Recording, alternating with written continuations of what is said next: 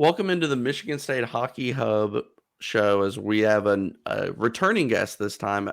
Alex Faber's back with us of the State News, and this is going to be our first off-season podcast. We're going to be doing these all off-season, different guest topics. So, of course, subscribe, like, share, all of those great things so that you can keep up with what's going on in Michigan State hockey. We're not going to talk about the terrible losses against Michigan in the year. I don't think you can really say much about an 8-0 game that's not already been said about this team. So kind of the topics of what we're going to talk. Well, before we get into it, Alex, how are you doing? You doing all right? Yeah, I'm pretty good. I think the last time I was on the podcast, MSU had a winning record. So I guess that's a pretty good, paints a pretty good picture of the season. It's all Sam's fault. Sam started covering the team a couple of years ago or 2 years ago, whatever, and they were bad before then too. But I'm blaming it on Sam. I like that idea too. His prior commitments, but that was so funny. If for those of you who have no idea what we're talking about, Sam, is he State News as well? Yes. He had a tweet that he was not able to cover the games because of prior commitments, and the location of the tweet, which I guess he didn't remove or did not think would matter, was Fort Lauderdale, Florida. And I called him out on it. Like, he's at the tiki bar just like enjoying not watching Michigan State hockey. So I was pretty envious. Yeah. Sitting in the press box. What we're going to talk about today, the Dayton Cole press conference, the Graham Couch article, Drew DeRidder transferring, for those of you who've not heard, a couple off-season goals and a quick season recap. So to jump right in, let me get everything together here. I'm going to read a couple quotes. They're on the screen for those of you on YouTube, Spotify. I'm going to read them for you. These are from Cameron McLaren, who... Do you know who Cameron writes with? Is he... He works for Impact, which is Michigan State student radio. Yeah. I need to have Cameron on sometime. But these are the quotes that kind of stuck out to me from the Coach Cole conference. Cole says he feels good about the recruits coming into the program next year. Also says there will be a need to hit the transfer portal. Since we've got the weight room done, and for those of you who do not know, that's the renovations that they're doing to MUN, which Coach Cole had a lot to do with, which was also delayed due to COVID. So since we've got the weight room done, I think we've gone 4 for 4 with people coming in. So what that means is recruits that they've offered, 4 of them have committed out of the 4 that have kind of come in. Top 10 scorers are coming back, which, okay. One senior is possibly coming back. And then he mentions again, looking to utilize the transfer portal this offseason. So as we look into those, Alex, what was your takeaway from a few of those quotes, especially as we've highlighted, mentioned twice, and is mentioned again later on, is the transfer portal.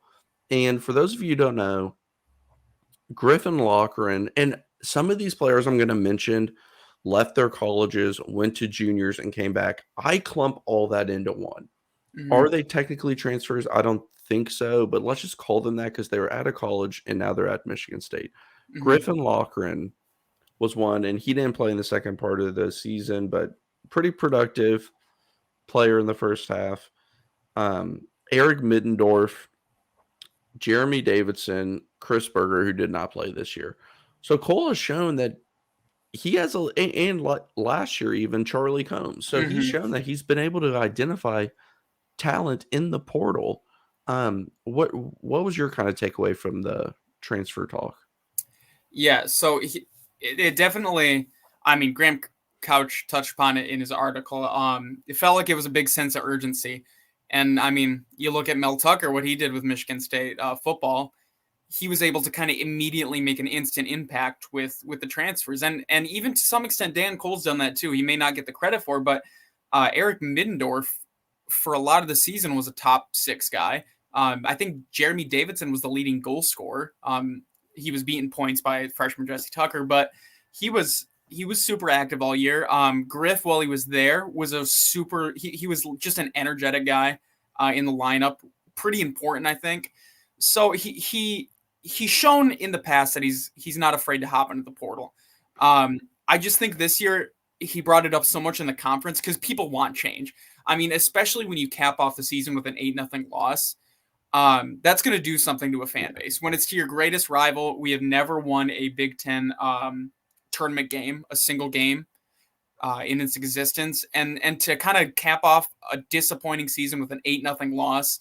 I think the only way to kind of satiate fans is going to be to hop in that portal and snag some guys who can prop it up next year, because we're running out of patience, I think, and I think the fan base and the administration is. Yeah, and I don't give him. I've mentioned this on a previous podcast.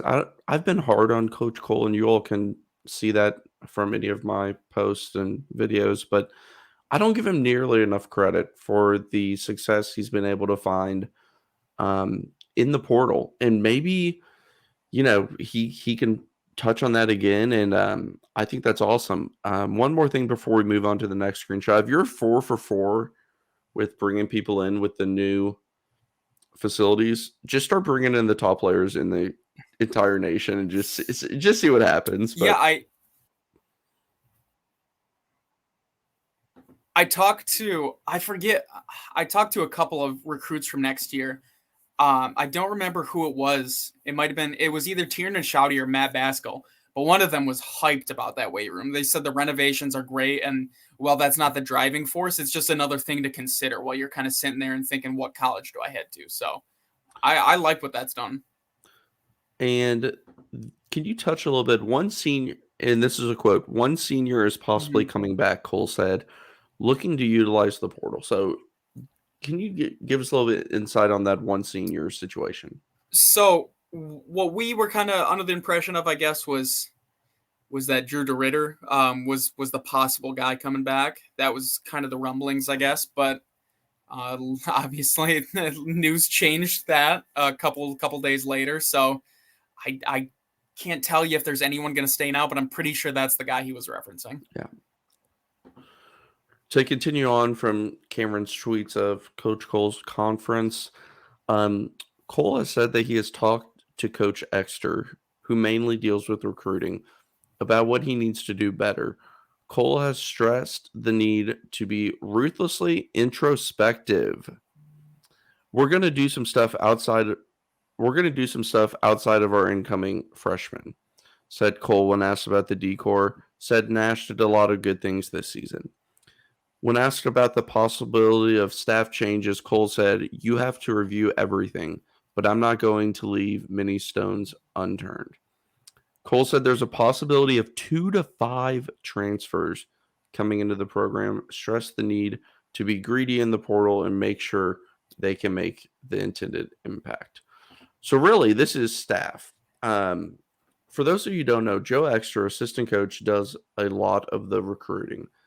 And if you are somebody who believes the players coming in are not talented enough and that's why they're losing, Joe Exter has some questions that he needs to answer. And I think Coach Cole is just kind of covering him and his staff there. From all of this that I'm reading and the news that we've heard this week, it sounds like Coach Cole is going to be coming back. And I'll touch on that a little bit later. But it was interesting. He gave the number 2 to 5 transfers, which they obviously brought in plenty last year. They have seniors that went out this year, and we'll talk about that later as well. But I don't know, maybe somebody transfers out of the program as well. Any takeaways you had from those quotes? I just kind of wanted to read them more than anything, but if you have any takeaways from them. Yeah, so that last one, I guess, just with like the 2 to 5 guys, there's a decent amount of recruits coming in. I believe the current number is 7 who are like committed, and a decent amount of them are like so there's a decent amount of prospects coming in, and I think a lot of them are the kind of guys who make a quick impact. So I think that 2 to 5, I think on the higher end there, people have to leave the program. If he gets more than like 3 transfers, I think that has to, just to have enough room on the roster to make room for these young guys come in. I think some guys need to transfer out. I think that was my biggest takeaway from that quote, I guess. Yeah. And going into Graham Couch, who I'm sure most of you know who that is, Lansing State Journal, this is from an article that he wrote, um, talking about Alan Haller, who's the new athletic director at Michigan State. And here's a quote from Haller: "We're not satisfied with our hockey season. We just wrapped up on Saturday night, and Coach Cole and I will meet in the near future to evaluate where we are and where we expect to go as a program. Like our fans, supporters, and former players, we have high expectations for Spartan hockey. More than anything else, I want to thank and commend our student athletes, yada, yada." So really that's, they're going to have their off-season meeting, which I'm sure he does with every single coach and across all programs.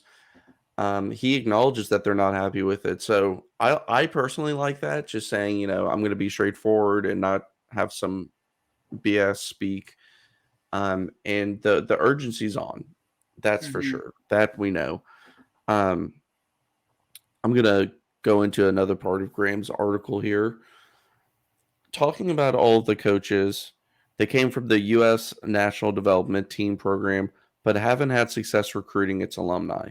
They've come close on big-time prospects, a couple of them even decommitting. A quote from Dayton Cole: "It really took 2 years to kind of get people to go, okay, it's all right there. Then we started getting some people and some decent commits, and it's really changed in the past 3 years in terms of getting turned down, but turned down by better players." That also pulls you up a little bit.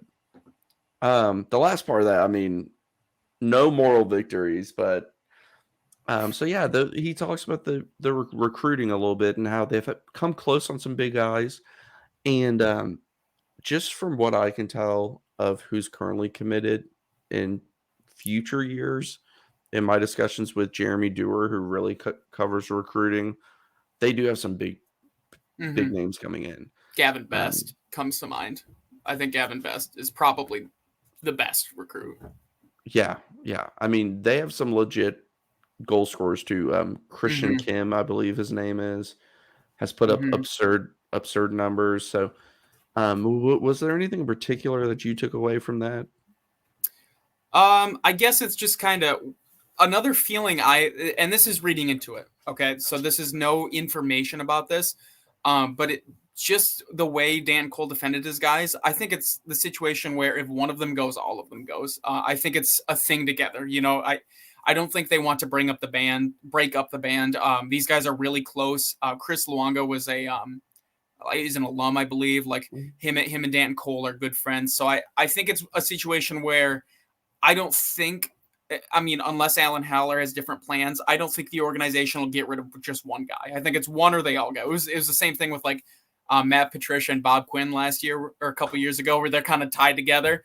I think it's that type of thing where they're tied together. Alex, we do not need to talk about the Lions. I'm a Buffalo Bills fan, but I hurt for Lions fans. Matt Patricia, just thinking about that and all the bad things that have gone on. Really, Matt with Patricia Detroit is the only sporting figure I just actively hate. Yeah, I have a lot of respect for most coaches, even if they struggle. Like they're nice guys. I just can't do it with him. He's just at another level.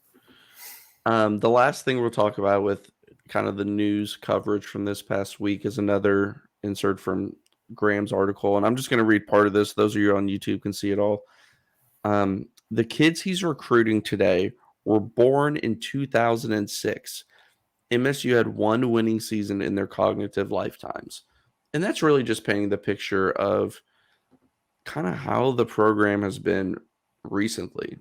They haven't had much success, and it's one of those things we can talk about facilities, and like you mentioned, Alex, it is a nice kind of cherry on top. Winning is the best recruiting tool, in my opinion. Winning puts you on TV more. Winning puts you in the limelight. Kids start talking about it. They start wanting to go to your games at a younger age and kind of get invested early on. So, I just wanted to point that out from Graham's article. And now the news that isn't shocking, but Drew DeRidder has entered the transfer portal. Alex and I were kind of talking offline before we got started about this decision. Now, DeRidder has been at Michigan State for 4 years. What do you think his strategy was when he entered the portal? Do you think he's going to a different school, or what do you think's going on there? So I think I don't know. I have a feeling he has pro on his mind. And MSU is kind of a way to illustrate that, and get an education, because he is, he definitely got an education there. He's a smart guy. But I think definitely getting a pro showcase. So I think if he doesn't end up getting signed with a team like Denny just did, Denny got signed with somewhere in the Florida Panthers organization. Yes, the Charlotte Checkers, I believe. Charlotte Congrats, Checkers. Dennis Sasana. You're joining It's a actually a fun really name. good hockey team program. Yeah, but I think that's what DeRidder kind of has his eyes set on. And if he doesn't end up getting the money he wants, or ends up getting like the signing with the team, I wouldn't be surprised if he goes somewhere that maybe has a better defense, maybe puts up some more goals for support, so he can kind of illustrate that and maybe get the statistics side of it up. Because statistically, he's fantastic already, but it doesn't even portray how good he actually is, I don't think, just because of the team he's been playing for. Yeah, I totally agree. I think the way that we are kind of trained with transfer portal, which has totally taken a different turn in the past 3 years across all sports. I think entering the transfer portal is more of a formality that all of us automatically assumed these people are gone, because most of the time they are. But I think it has a lot more to do with a paper transaction. Entering the portal allows you to do different things, or maybe communicate with different teams. How often do we see in football a player hits the portal, then comes back because he has conversations with other teams? It doesn't go how he thinks it is. Okay, I'm coming back. Connor Hayward, Yep. and I think Drew DeRidder is a fantastic goalie. Mm-hmm. I also know Drew DeRidder is short for a goalie, and there's just not NHL success from many goalies this day and age that are 5'10", 5'11". I think he could have a long career in the ECHL, which is kind of AA hockey, or AHL, which is kind of AAA hockey, if you will. If I'm Drew DeRidder, and what I think could be happening is he hits the portal. If a good team, and I'm more or less reiterating what you said, if a good team has an opening, he'll go there and improve his stats. If not, he'll take a professional deal of some kind. Yep. But we'll talk about the goalies more as we move on, but not devastating news by any means. Well, it's devastating because he was a really good goalie, but he's been here for 4 years. We kind of assumed he was going He's a to be senior. gone. Yeah. Yeah, and Mike Diver is the person who tweeted out this information. He has been tweeting out a lot of different transfers, and if you are interested in the transfer portal, Jeremy Dewar, who I've mentioned now 3 times on this podcast, has been tweeting out some players that could be fits for Michigan State. So go check out his timeline to, just get familiar with some names of, players who could be options to become Spartans next year. Now, this is a part where we look at this team. We're going to talk about the off-season goals and see, okay, here's where they are. We all know what they are, and it's not a good team. Excuse me. There's times in the year that we thought they were a good team in the first half, but what we learned in the second half, when you play the gauntlet that is the Big Ten schedule, you have to have more talent. You just have to be better than what they were across the entire board. And how are they going to get there? How are they going to get competitive? So the first things that we have listed here, hitting the transfer portal. I feel like we've talked about that enough. Another thing, 3 defensive players are leaving. You have the Krieger twins and Sazana, who we've already mentioned. What do you do at defense? I mean, Matt Basgall is legit. He's a guy I'm really excited about. Yeah, so go ahead and talk about him. We've talked about him a little bit when Jeremy was on. earlier in the season, and we were talking about, I think it was right once they all signed. But yeah, I'd love to hear what you have to say about him. Yeah, so he's I talked to him a bit. He's putting up decent numbers. He would describe his game more as like a puck moving defenseman. When I talked to him, that was kind of the impression he gave me. But I think in terms of offense, I still think Gucciardi and Nash Nienhuis are going to be fine. I think offensively, this team is actually going to be decent on the back end of things. Gucciardi had, I mean, we were talking about before the podcast, 5 goals and 6 assists. At his best, he was electrifying on offense. He could activate from the blue line and kind of have the skills and puck moving of a forward. And then Nash Nienhuis was quarterbacking the power play, the number 1 unit power play with Dennis Asana. So I think offensively they're going to be solid. And then you have a guy like Matt Baskill coming in. But what Matt and some of the other recruits have that maybe is missing elsewhere on the roster is actual defensive skills. Because even like Gucciardi, a guy I'm really high on, like I think he should be an NHL draft pick. Defensively, he leaves something to be desired. And I think that's where the recruits, and that's where I think you really need to snag a guy in the portal who has kind of that pure defensive skill set. Because 3 defensemen, including your captain and the other guys, while getting a lot of penalties this year, were important to the team. Losing that much talent is something that needs to be addressed. Yeah, and with 3D leaving, this is a perfect position to bring in a transfer. As we all know, it takes defensemen longer to kind of get acclimated and kind of develop. I mean, how often do you see in the NHL a 19 or 20-year-old defenseman? I mean, the Red Wings have a great one, but that's not often. It's not uncommon for someone to be 25 years old and just now kind of getting ready. So when you come in college, I mean, it's really raw. So if you want to add a vet D-man, that would be great, especially if it's more of a defensive defenseman with kind of the offensive options that they have. Pal Connor is a guy who's going to probably get some opportunities. Yep. He was seen in and out of the lineup some near the end of the year, started playing more as kind of the extra D-man at times as well. I like his game. He blocks a lot of shots, pretty responsible, still a young player. So there's going to be some opportunities for players to earn playing time on the blue line. Okay, moving on. The next offseason goal that we need to talk about is goalie. With DeRidder gone, Pierce Charleston will likely take the number 1 spot as the roster sits today. John Moore is kind of the Spencer Wright of the group, or Nate Phillips, these kind of third goalie guys who are not ever going to really be relied on, but you need them on the team. This is perfect transfer opportunity. Maybe it's a guy in a DeRidder's, type situation where he wants a larger school to go to, and more of an opportunity. We've seen Cole in his coaching career split a lot, and then we've seen him also ride a goalie like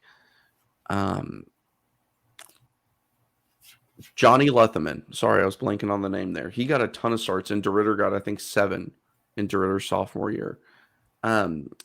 So yeah, that's definitely an option. What Jack Williams was committed at one point. He has since, I think, gone to Notre Dame, and from what I hear, he may be kind of their third goalie option.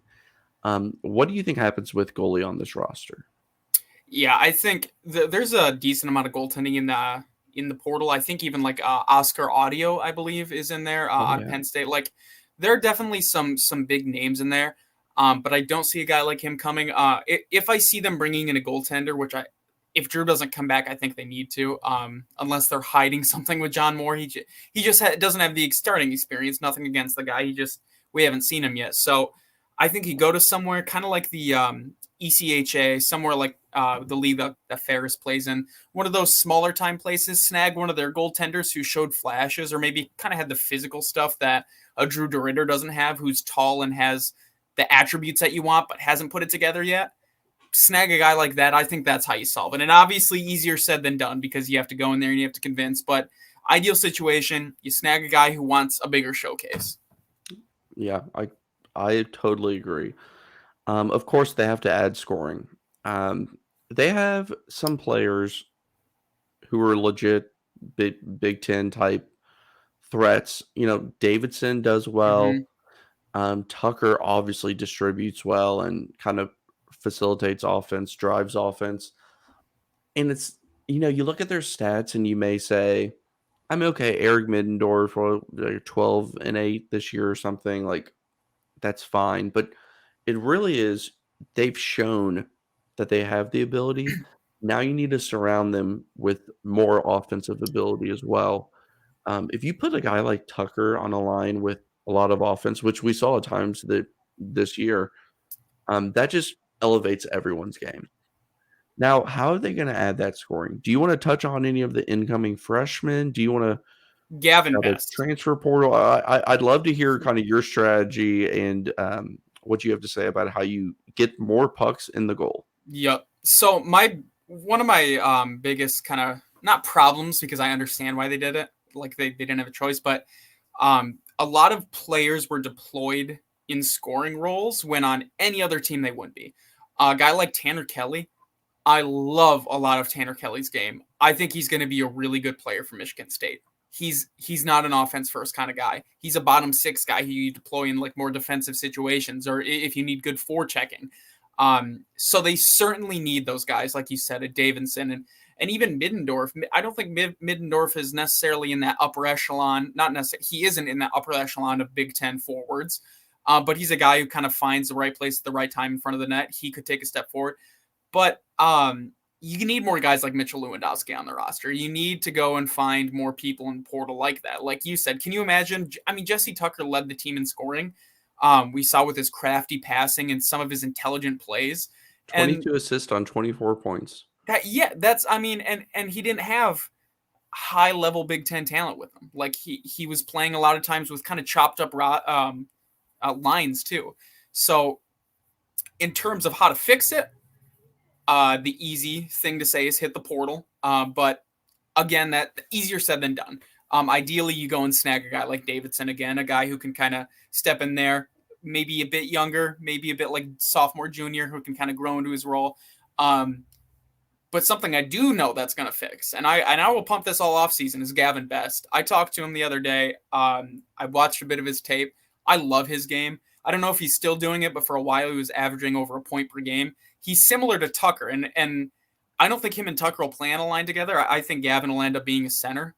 And if he's not, a line with Tucker and Gavin Best is going to be kind of unfair and actually one of the better in the league. But he's another guy who's like a Lewandowski and like a Tucker who slots into the middle of the lineup and creates scoring chances for people who aren't even that good. And I'm so excited for him. There are a few other forwards I like, Tiernan and Shouty, but I think he's more like I think he's more like a Tanner Kelly. I'm not watching enough tape on him, but I think he's more of a guy who needs to grow his offensive schemes. But I think Gavin Best is a guy who's ready. He's going to come in immediately. Shouty played on a line for Little Caesars with Tanner Kelly. Oh, yeah, because he mentioned they were friends. Yeah. I didn't know they played at Little Caesars. Hey, bring him back. Get the third line with Kelly and Shouty. I'd like that a lot. The Little Caesars line? Yeah. I would love to write an article on that. It would be fantastic. Yeah, but I guess my answer to adding scoring, hit the portal, insert Gavin Best into there, and hope guys like Middendorf and Davidson grow into their roles next year. Or continue to grow. And that's exactly the perfect segue. This is why we have Alex on, ladies and gentlemen. He knows how to segue. He said, internal improvements. Mm-hmm. Oftentimes, and this is across all sports, people, this is like my biggest gripe in the NFL. People are like, okay, this is where our team was. We need to sign this free agent and trade for this guy. It's like, okay, well, you have to consider development when building a roster. You need to rely on more players will step up. My personal opinion is players have not developed at the rate I expect them to at Michigan State so far. That reason could be all kinds of different things, but here are just a couple of players I think could develop more. And this is not saying these players were bad. This is just saying I think there's more to their game. Christophe Papp, We saw him better offensively than he was freshman year. I think he was really lost freshman year. Mm-hmm. You know, coming to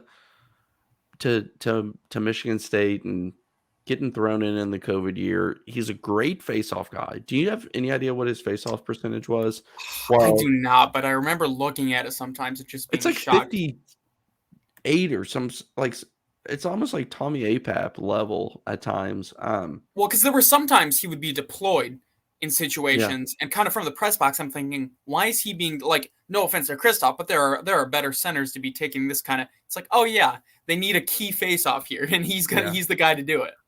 Yeah, and I thought he did improve this season than he was freshman year. A little, Mm-hmm. we saw a little bit, and this is the thing. If you watch him before he came to Michigan State, he had some craftiness to him. He's hit more crossbars and posts than any player ever. It seems like.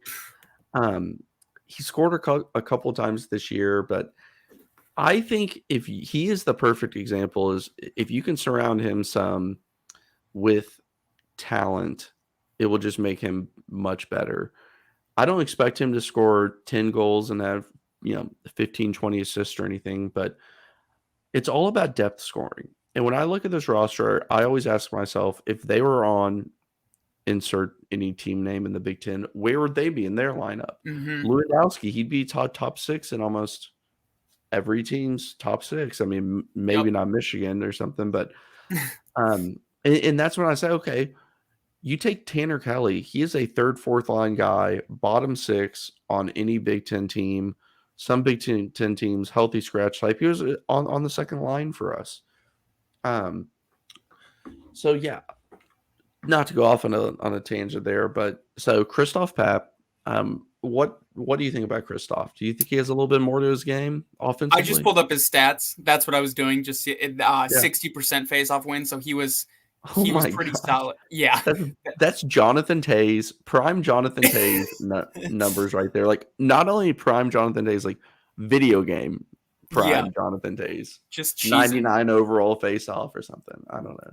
Yeah, I was kind of shocked. I just pulled that up. So he's been stellar there, but I think you were spot on with him. I think he's the kind of guy who, if you project him into other Big Ten teams, he's a bottom six guy. But I think he has some offensive upside. Like you said, there were points where it seemed like he's been snake bitten.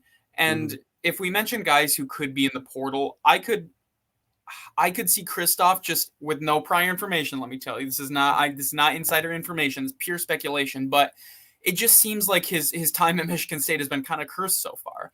I mean, that Mhm. freshman year you touched on, he really did seem lost. I think he would be the first one to say that was a really disappointing season. And he took some strides this year, but I don't know, man. It doesn't things don't seem to be clicking with him. Yeah, and he's the perfect example of like you could tell me he comes in next year, is comfortable, understands his role, and produces, or you can tell me Mm-hmm. he's playing in the way that like AJ Hodges played this year, where it's just like he's on the ice, but you don't notice him. I could believe either way. I think we may have lost Alex for a second there. Let's see if he's in. So I'm while we were waiting for Alex to get back in here, I'm going to go ahead and talk about Jesse Tucker. And Jesse Tucker was really good. Don't get me wrong. I just think Jesse. Are you back, Alex? I am back. Sorry, I lost you there for a second. We're talking about Jesse Tucker. Mm, Awesome player. yep. Started the year kind of bouncing around the lineup, center, wing, and then it all clicked and we saw it. And man, crafty, just thinks the game at a higher level than a lot of his line mates. It seemed like at times, but a really good player. The reason why I think he can get better is not because he was bad. It's simply because I think his ceiling right now, I'm not ready to put a cap on it. Um, I think he can score more goals. I know that's not his game. He does a Mm-hmm. lot more facilitating and passing. Um, but it kind of reminds me of, and if you can't tell after I say this, I'm a Chicago Blackhawks fan, but Dylan Strome. Dylan Strome was always a pass first guy. And when you put him around Patrick Kane and Alex DeBrincat, he would take his game to a different level. I kind of see Jesse Tucker in that pass first guy. Once he gets more comfortable, you put him with a line that's a bunch of offense, and you just let him play and just have free reign on the ice. Jesse Tucker, Alex, your number one freshman this year. Yeah, I think it has to be. I know he's a bit older than the other guys because he played a bit of juniors, but I mean the kind of I think what really impressed me is when Mitchell Lewandowski was injured. I was terrified for this team, just because watching him on the ice, there's a visible difference to how the offense runs. And Jesse Tucker, I think the reason he grew so quickly was because he kind of had to take that role. He kind of had to, in the absence of Lewandowski, he had to step in and be that playmaking center. And it showed. Like you said, he was crafty. It felt like when he was on the ice, there was a magnet, like in the slot, because it always seemed the puck seemed to find the front of the net. Like guys like Middendorf just seemed to be there. I mean, that wasn't luck. That was Jesse Tucker being a heck of a playmaker. But like you said, if he adds that other dimension, if he starts taking more shots and starts scoring more goals, he can not only he won't just be a really good MSU forward that like even when we've been bad, we've had great MSU forwards, Patrick Kodorenko, Taro Hirose. But I think his ceiling is honestly higher than that. I think he can be one of the better forwards in the Big Ten. So I'm really excited to see how he kind of develops his game next year. I think that should be a huge focus from the coaching staff is trying to get him to unlock his potential because he could really do some things for you late in the season. Yeah. Tanner Kelly, we've talked about plenty. Pierce Charleston, we'll talk about in a little bit. And the last is David Gucciardi. We've talked about him a lot too. So we'll breeze through that. That has more to do with defense. He's one of those guys, like wow, this guy's a legit player. And if he can get solid on both ends, we know he has the offensive ability, but if he can really shore up his defense, man, that's a guy who will have a bright future. Yeah, I'm honestly shocked. He was on the NHL like North American prospect list last year. He's on it this year. Based on his edge work and his skating and his stick handling, if he improves his decision making, he should absolutely be like an NHL draft pick. I know it's getting a little too late for him, but I think he is a pro level player. Yeah, a lot of those players in the draft get drafted late, and that's fine. I mean, if you look at any NHL roster and look at where they were drafted, you're going to see first, second round, but you're going to see plenty undrafted, plenty late rounds, because with the amount of leagues and development and everything, it's just so crazy that, I mean, you're far from a finished product when you were in your draft year. So yeah, he's definitely a unique case. Last thing I want to touch on is just how important this offseason, and the pressure is absolutely on. I compare this to kind of when you know a general manager is about to get fired and the general manager makes like crazy moves or something, just one last ditch effort type thing. I think it's that kind of pressure I'm comparing it to, not that situation necessarily, but the pressure of, I know I have to perform. And the bottom line is, Coach Danton Cole, his staff, this program has not lived up to what everyone expected it to be in year 5. If he's around for year 6, which it's looking like, this is the big time pressure. These are going to all be his players, really, for the most part. I don't know who's, if somebody comes back and whatnot, but the pressure's on this offseason. I'm not asking him to win the national championship next year, but obvious strides in the right direction seem like, expected in year 6. So we're going to jump into the season recap. And before everyone turns this off because they don't want to relive this will not be a game-by-game breakdown or anything, but we are going to look at some months and talk about some moments, especially fun moments as well throughout the year. Michigan State finished the year 12-23-1, 6-18 in the Big Ten, and a whopping 1-15 in 2022. And as we look into, sorry, I'm bouncing around here. We're going to look at this month by month. If you are on Spotify, you just will not be able to fully participate in this. But the YouTube viewers can see what we are seeing. October was pretty straightforward. A lot of non-conference. Air Force split with a big 5-1 win in the second game of the year after losing that first game in OT. Swept Miami. UMass Lowell, they went to UMass Lowell, tied the first game, and that's when I was kind of like, maybe this team looks pretty good, actually. I mean, they're not bad, that's for sure. Little did I know. And then a big win over Ohio State at the end of October and right before Halloween, and then a loss to Ohio State. Is there anything in particular in October of these games that stood out to you, or anything that you remember? I remember the UMass Lowell series. I paid some ridiculous price to watch it. Was I had to buy something, and it was like $30 or $40 just to watch those two games. But other than that, I mean, the Miami sweep, I remember that. But yeah, what stuck out to me really was that that Saturday game against UMass Lowell, because I believe I'm almost 90% sure that was Mitchell Lewandowski was injured in the first game of the series, and he didn't play that second game. So kind of looking back, that almost seemed like a preview, because I mean, watching that game, I mean, it was clear to anyone watching the offense was broken without him. I mean, they didn't score anything, and they looked terrible while doing it. Without Lewandowski, they kind of fell apart, and it's just kind of interesting looking back, I guess, and kind of knowing what we know now, just how much that game told us about the future. Yeah. And as we jump into November, Michigan State matched up at Michigan, lost 2-7, and we were all kind of like, "Oh gosh, here we go." We know how talented Michigan is, but then Michigan State bounced back the next day, lost 2-3, but they fought hard. They were in that game. I was very surprised, and then I did not know what to think of this team, if they were good or not.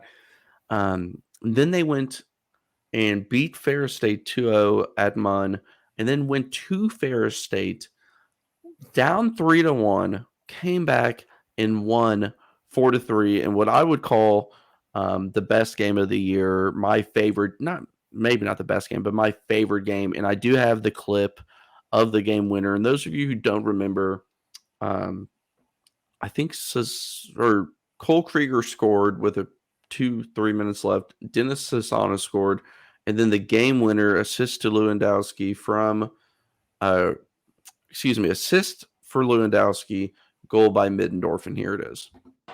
DeRidder trying to clear the zone. Nadler in front. Middendorf, the shot, it went wide of the goal. Side of the net, came out in front, they score. So yeah, that was with 20 seconds left.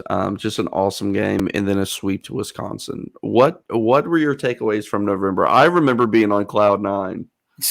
Yeah, so that Michigan loss, the 2-3-1, actually had me drinking more Kool-Aid than most others, because I really did think they were going to tie it up in that final couple minutes there against a rival, and we all knew. It was kind of a shock to look at like the stat sheet, because in the press box we get like the lineups, and they had little draft names by them, like the city that drafted. I'm like, oh my god, the guy Owen Power, Hughes, you got just such a stacked lineup. Yeah. The fact that they were able to kind of bring it to him in that latter half and kind of come back.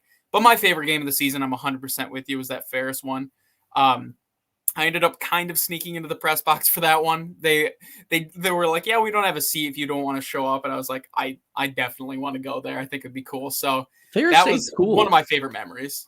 So I went there probably 2 or 3 years ago, and it's a small arena. You're on top. Oh, Great yeah. student section.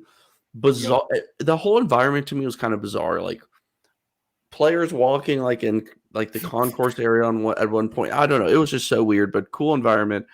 Huge game. Yep. We move on to December.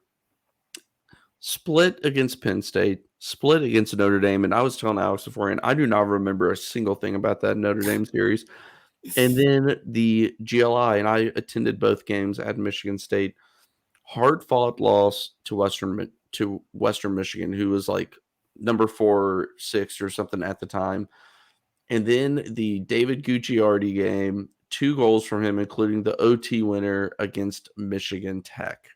What can you tell me about that Notre Dame series? Because I don't seem to remember it at all. And what were your takeaways from December as it closed out the first half? So that was the month that got me to drink the Kool-Aid, I think. I told you, that Michigan game kind of got me sipping, but I really thought, I mean, you split series on the road, you split road series in the Big Ten, and that's how you win it. Like, you split the road games and you win the home games. And then they competed so well with that Western Michigan team, which is just one of the best Western Michigan teams, I think, of all time. Then Michigan Tech kept it like that overtime. But that Notre Dame series, that was a little disappointing, I guess. They were up 2-0 in the Friday night game, ended up losing 3-2. And then the following day was just the most boring game of all time, a 1-0 overtime. Just not, I don't know. Overall, it was definitely kind of like a misleading month, I guess. Yeah, and I follow, for whatever reason, a bunch of Western Michigan accounts, hockey accounts.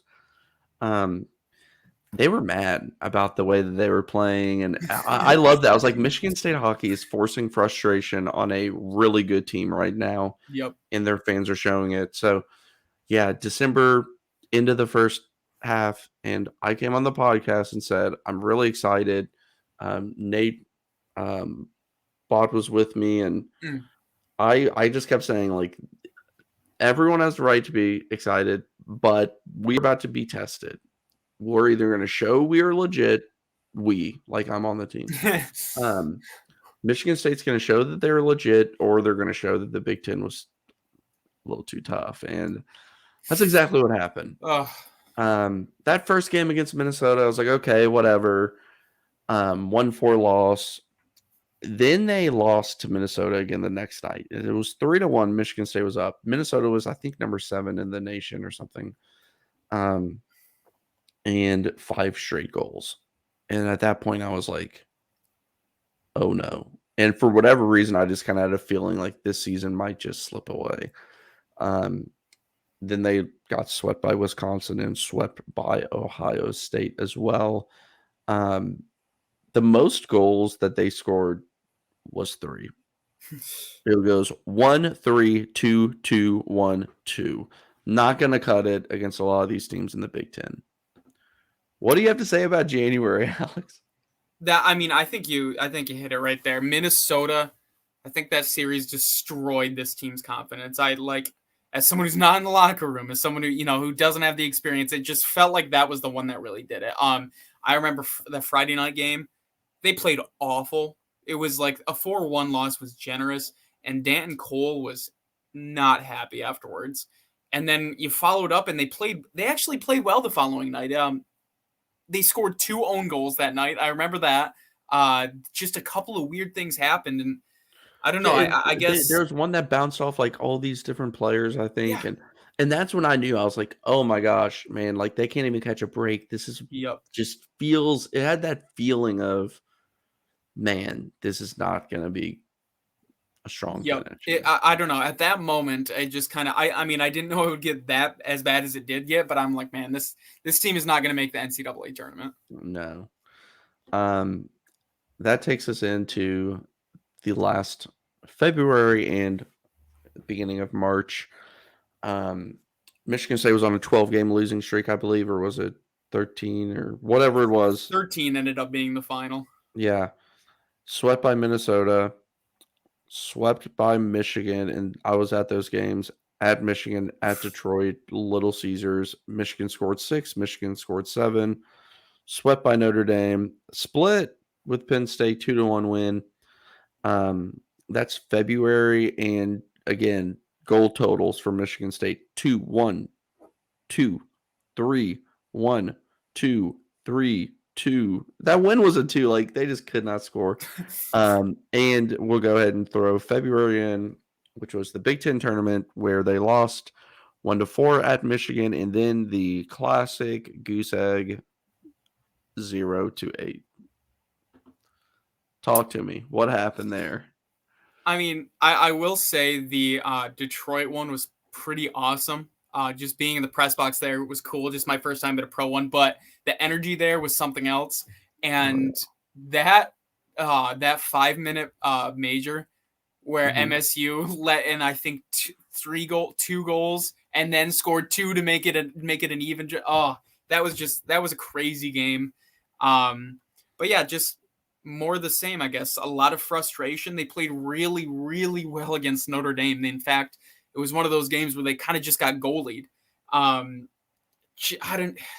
was just such a perfect personification of the team. I think this month was so much disappointment, so much promise at times, but ultimately it just kind of fizzles out. Yeah. So that was the breakdown of the schedule. I'm going to read to you all. This is going to be a little choppy sounding probably, but it's a lot of numbers. These are the leaders and points to finish up the year. Tucker, 2 goals, 22 assists, 24 points. Davidson, 11 and 11, 22 points. Middendorf, 12 and 8, 20 points. I for sure thought Middendorf would have a little bit more than that at times. Lewandowski, I think he played in 21 games, 7 goals, 12 assists, 19 points, almost a point per game. Dennis Sazana, 8 and 8 for 16. Josh Nodler, 7, 8 and 15. He fell off a complete cliff in the second half. Nash Nienhaus, 3, 11 and 14. Didn't he have 2 goals in one game against Michigan? Yeah, he really took off at that end there. Yep, Yeah. He had 2 and 1. Griffin Lochran only played in the first half, 3 goals, 9 assists, 12 points. Christophe Papp, 2 goals, 10 assists, 12 points. Wanted to get to the penalty minutes. I tweeted a lot. I felt like I could just copy and paste like keys to the game this week, stay out of the penalty box. And it wasn't like, I get it, that happens. Like you get penalties, especially aggressive ones. I'm okay with that even. There were so many stupid penalties. Yep. So I'm just going to read this and not apply any context to it. But Christian Krieger, 79 penalty minutes, led the team. His twin brother, Cole Krieger, 72 penalty minutes. Jagger Joshua, 68 penalty minutes, third. The next highest, Adam Goodser with 39. 3 of those 4 players will not be returning for next year due to graduation. Quickly, just anything you want to say about the penalties this year? It just really sucked because I think this team's penalty kill is actually pretty darn good. Guys like Jagger Joshua made their living on it, and they have this is a team made of bottom 6 guys, like a lot of bottom 6 guys. Of course, they're going to be good at the penalty kill, but they just tested it so much. I mean, if you had lower numbers, I think they were the second most penalized team in the Big Ten. They were top 10 in the nation, I believe, at least a couple weeks before the end of the season. It just kind of sucked, I guess. It made a great unit look kind of mediocre statistically. Yeah, and speaking of the penalty kill, they were 33rd at 80.1%, but you've touched on why, and a lot of those came against Minnesota or Michigan and some really high level offenses. But here's what I feel like none of us talked enough about. Anyone that has anything to do with even sending out a single tweet about this team, we didn't talk nearly enough about the power play being, I think they had 7 total power play goals last year or 5 or something. They were brutal last year. Probably the worst. I mean, it was miserable. This year, 22.6%, 15th in the nation. That's good for a bunch of bottom 6 guys. It was clicking. Yep. You bring some offense into that. I mean, you're talking about something that could really be a positive going forward. Goalies, DeRidder, 9-15. Just a reminder to everyone out there, wins are not a goalie stat. Wins are not a starting pitcher stat, and wins are not a QB stat. Do not. I just put them in here so that you all have an idea of who won what games. That's it. Not indicative of the player. 2.94 goals against, 2 shutouts, and a .918 save percentage for DeRidder. We've talked about him enough tonight. Best of luck in his next adventure. Pierce Charleston, I believe, will be a junior this upcoming year. He was 3-8, 3.65 goals against, .904 save percentage. My thoughts on Pierce Charleston. Last year, I thought he was really good. This year, I thought he was good as well. He did not have a shutout this year as well, by the way. There was one game, I don't even remember who it was against, where he was playing pretty well. Then the dam just broke and all the water came down and gave up a bunch of goals. And when you play, that save percentage, he didn't get nearly the playing time that maybe if he played more, it would correct itself some. I'm high on Pierce Charleston personally. I'm totally fine. If there's one thing that Michigan State's been able to do over the past decade plus is find goaltending. How do you feel about Charleston being the goalie next year? Yeah, I'm pretty confident in starting. I mean, I won't go over the backup situation because we talked about that earlier, but I'm really comfortable handing him the keys to the starting position. Like you said, Michigan State has just had some great goaltenders. Like for whatever reason, even when they're bad, from like Ed Minnie to Lethaman to DeRidder, and I think Charleston will continue to carry that torch. We saw the best that he can do against Minnesota when they almost pulled off that upset last year in the tournament. He had like 46 saves, something ridiculous. I think this guy's ceiling is super high. If Michigan State wants to finish in the upper half of the Big Ten standings next year, he's going to have a strong season. There's some guy on Twitter, and as you can imagine, I don't think he has like a real name or profile picture, but he loves responding to all of my tweets about like Ed Minnie. And I don't know why, but I love it. He's always like, I don't know why or who it is, but he's always saying something about like, is Ed Minnie starting tonight? Or like, this is Ed Minnie's team or something. I don't know why. It's like one of my favorite things. The first time I saw it, I was like, is this guy serious? And then I was like, absolutely no way. And it's uncommon to have like a Michigan State hockey fan troll something that like niche, but I love That's it. so niche. It is so niche. Follow this guy. Just like this guy's a big Ed Minnie guy. Yeah, it's so bizarre. I love it though. Goals per period. This is just a stat I wanted to put out there. I don't even really have anything to say about it, but goals per period. Michigan State in the first period, 27 goals. Second period, 22 goals. Third period, 25 goals. The opponents against Michigan State, 31 goals in the first period, 45 in the second period. And we've talked about, second period kind of being a struggle. That's where we gave up the most goals and scored the least amount, even though it was not drastically different. And in the third period, they gave up 37 goals. Anything you want to add about the periods and goal scoring there? It's just more depressing, I guess, when I look at the numbers like that. Just kind of visualizing it more. Yeah. All right. Well, I think that's all that we have tonight. I had a question and now I don't remember it. So once again, Alex, thank you so much for joining. Definitely one of our favorite guests, and seems like everyone else likes to hear from you as well. So we'll get you out here. It's about 7:03 local time, so the Red Wings game should be starting in about 4 minutes probably. I don't know why they say it starts at 7. It always starts like 7:08, but so thank you so much. Tell everyone where they can find your work. Yeah, I'm not really active on any social media except for Twitter. He has the Twitter handle up right there, Alex Pick Faber. Tweet out a bunch of my articles. I'm going to be ending there soon, but I write for a Red Wings fan blog, and most of my work is done for the State News. Awesome. Well, next time that there's a Big Ten tournament, try to hitch a ride down to Fort Lauderdale with Sam instead of having to cover that Avoid game. an 8-0 loss. Yeah. All right. Thank you all so much. This has been the Michigan State Hockey Hub. Go Green.